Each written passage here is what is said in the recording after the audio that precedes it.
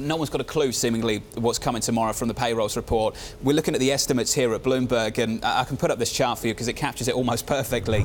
This is the highest estimate surveyed by Bloomberg. That's the green line. The red line beneath it is the lowest estimate surveyed by Bloomberg. This goes all the way back to 2009.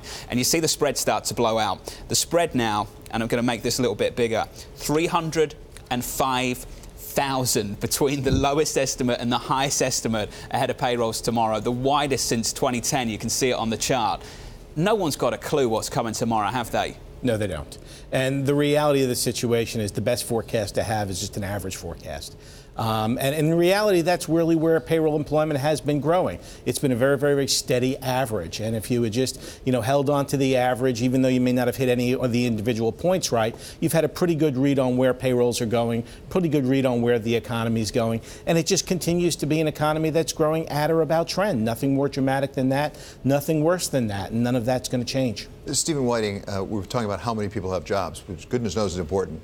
Do I care more about that or how much I'm getting paid? As a practical matter, if I'm an investor? One possibility here is that if you get a significant distortion down in lower wage employees because of the weather, that it could possibly bias up the wage data. But the wages have been pointed slightly up from a very low starting point. The average hourly earnings data is not a comprehensive measure of compensation. We should be looking at the employment cost index. And I just completely agree with Steve. Give us a couple months. We'll be back on numbers that are close to the trend of 200,000 per month. August already was soft. It'll probably be revised up. So, Steve, is that where you are as well on wage growth? I mean, despite maybe a blip here or there, we're basically on a track of modest wage growth, but not really taking off. Without a doubt, if you look at the components that make up average hourly earnings, it's hours and earnings.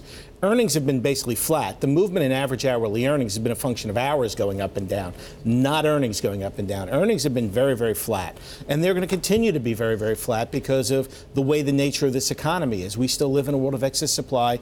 We still have a lot of competition for prices. We still have a lot of competition for prices from a currency perspective. Even though the dollar has come down somewhat, we're still at a fairly expensive currency. And I think all that's working its way through the system. I do believe the dollar is going to continue to come down over time.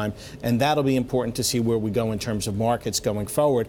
But for right now, we're still at a point in time where it's helping to hold back inflationary pressures.